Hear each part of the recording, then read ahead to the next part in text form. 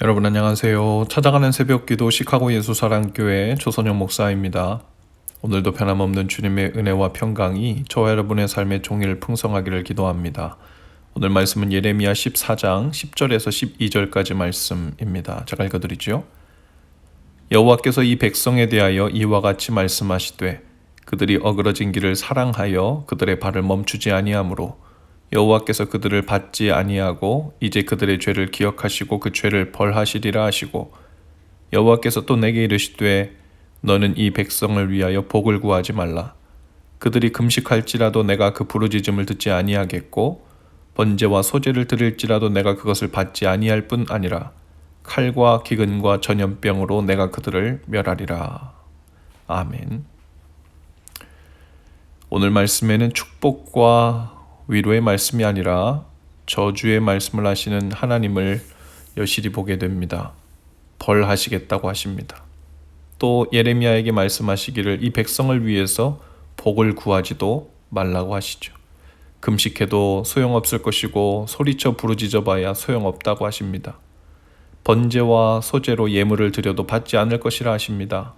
하나님께서는 유다 백성을 칼과 기근과 전염병으로 멸할 것이라고 하십니다. 아주 무서운 말씀이지요.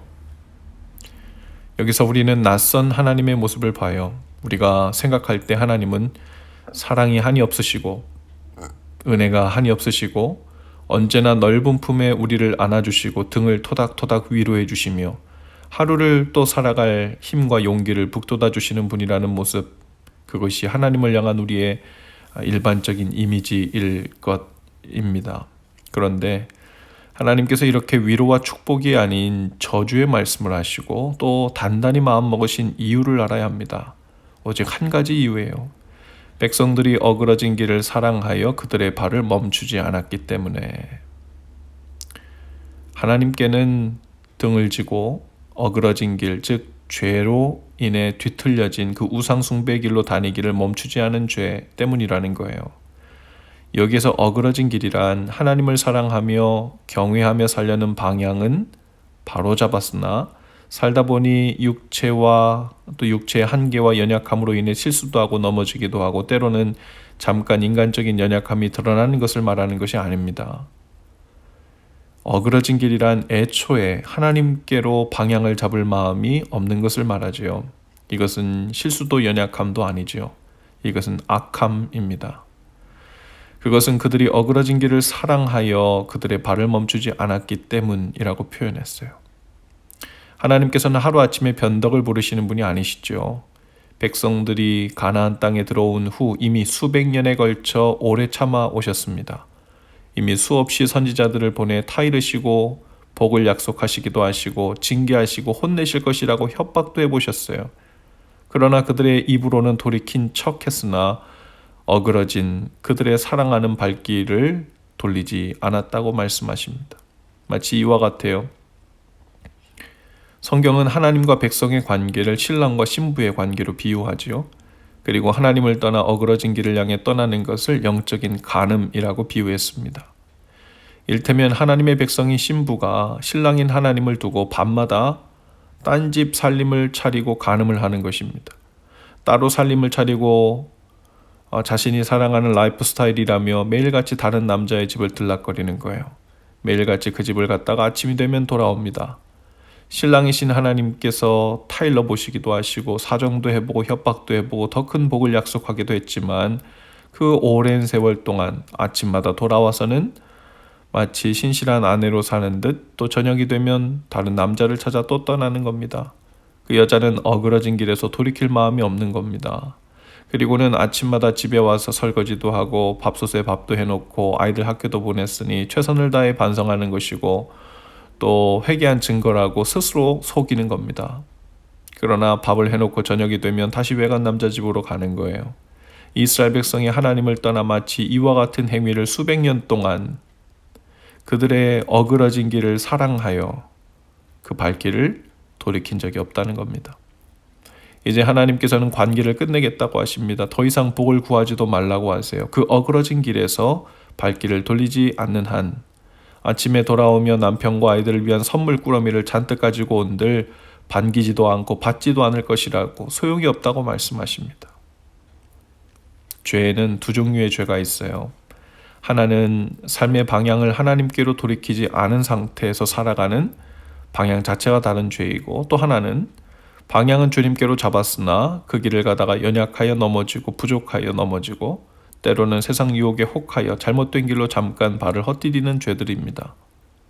여기서 어그러진 길을 행하는 백성들이란 전자를 말해요. 하나님을 경외하며 방향을 전환할 마음이 애초에 없는 죄를 말하죠.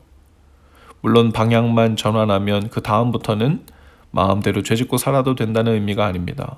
방향을 하나님께로 전환했다는 것은 그 중심에 예수님을 주인으로 모시고 사는 거룩한 삶의 노력이 시작됐다는 말이에요. 그러니 비록 실수도 있고 또 넘어지기도 하겠지만 내가 원하는 길로 다니면서 행하는 죄들과는 그 성격이 근본부터 다르지요. 오늘 우리의 모습을 돌아볼 수 있기를 바라요. 우리는 모두 죄인입니다. 죄를 짓고 살지요. 그러나 하나님께 향한 길로 가는 도중 연약함으로 죄를 짓고 일어서는 여정에 있는 것인지, 아니면 내가 원하는 길로 가는 것을 포기하지 않고 살다가 가끔 하나님께 평안과 복을 구하기 위해 하나님의 집에 다니러 가는 것인지는 전혀 다른 문제죠. 겉으로는 비슷한 것 같지만 완전히 방향이 다르기 때문에 그 안에서 사용되는, 그 안에서 경험하는 하나님의 사랑, 용서, 용납의 차이는 현저합니다. 이스라엘 백성은 수백 년 동안 겉으로는 하나님을 섬긴다고 했지만 사실은 그 어그러진 길에서 떠나지 않았습니다. 오늘 우리의 모습도 진지하게 돌아볼 수 있기를 바라요. 어그러진 길을 사랑하여 발을 떼지 않고 있는 것은 아닌지 돌아볼 수 있기를 바랍니다. 가끔 넘어지고 무너지는 것이 아니라 그 길을 사랑하는 정도가 되었다는 것은 그 마음과 생각이 늘 그 어그러진 길에 가 있다는 말이지요. 하나님은 우리의 허물과 연약함을 용서하시고 용납하시는 사랑의 하나님 맞습니다. 그러나 어그러진 길을 사랑하는 길에서 돌이키지 않는 그 모습을 용납하고 봐주는 것을 하나님의 사랑이다, 하나님의 은혜다라고 말씀하신 적은 없어요. 아무리 큰 죄를 지은 탕자라도 그 어그러진 길에서 돌아오면 아버지 하나님께서 눈물로 안아주시고 용납하시죠.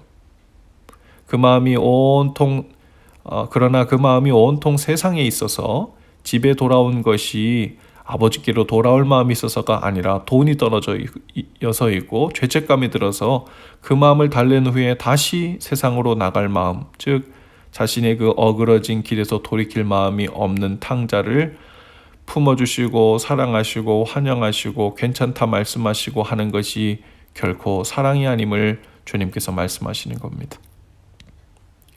그 어그러진 길에서 돌이키려 징계하시는 그 하나님의 모습이 오늘 본문 말씀에서 마치 저주하시는 하나님의 모습으로 나오고 있는 거죠.